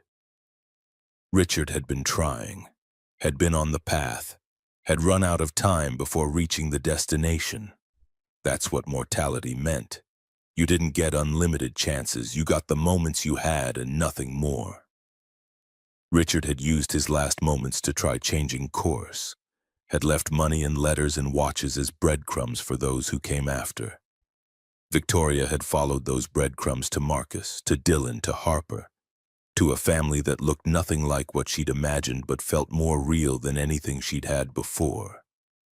Marcus watched his son grow strong and healthy, watched the scar on Dylan's chest fade from angry red to pale silver, watched him become the big brother Harper needed, teaching her resilience and courage, the way only someone who'd survived could teach. At night, taking off the Patek Philippe to wind it, Marcus thought about the man who'd worn it before him. 3 generations of sterling men Richard had written. Now Marcus wore it, a carpenter in a line of businessmen connected by the simple act of seeing someone in pain and choosing to help. He'd teach Dylan that lesson, would pass the watch to him someday, would tell the story of Richard Sterling who'd saved them, and Victoria Sterling who'd built on that salvation. Would say this is what it means to live well, to be kind, to make every second count. The foundation saved its 73rd child in October, 3 years after opening. A girl named Mia Washington, 5 years old, who needed valve replacement surgery. Her mother cried when Marcus interviewed her, told him they'd been rejected by 3 other charities because they made slightly too much to qualify, but not enough to afford treatment. We fall in the gap, too poor to help ourselves, too rich for help. Marcus approved her that day. Victoria verified everything immediately. Mackenzie processed the paperwork. Mia had surgery 2 weeks later. Successful. Another life saved. Another family given hope. Marcus drove past the old workshop in Georgetown sometimes. He'd sold it when the foundation went full-time, moved his tools to a corner of Sterling Manor's basement that Victoria had renovated for him. Occasionally, he still took commissions, custom pieces that demanded his hands and his focus. But mostly he built for pleasure now. Made toys for Harper. Made bookshelves for Dylan's growing collection. Made a jewelry box for Victoria that she kept on her dresser, filled with the watch Richard had given Dylan and the letter Richard had written them all. The world kept turning. Children kept getting sick. Families kept facing impossible choices. But in Seattle, in an office that had grown from 800 square feet to 5,000, Jonathan's Heart Foundation kept answering those impossibilities with possibilities. Not every child could be saved.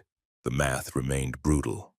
For every application approved, 2 were denied because resources were finite and need was infinite.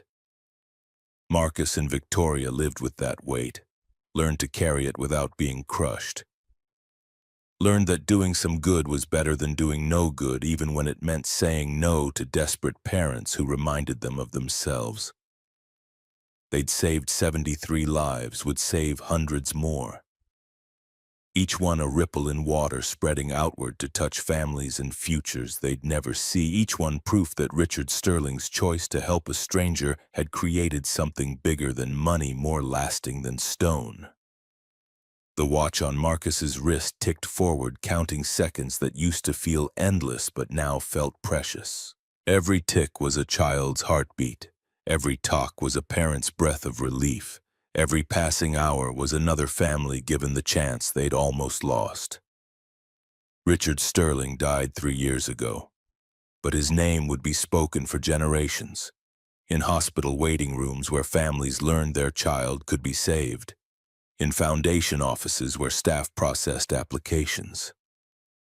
In the hearts that beat strong because he'd chosen compassion over indifference. His legacy wasn't wealth or business success. It was Marcus and Victoria and Dylan and Harper standing together at a grave connected by threads of gratitude and purpose. It was 73 children and counting. It was proof that one person's choice to see and respond to suffering could change the trajectory of countless lives.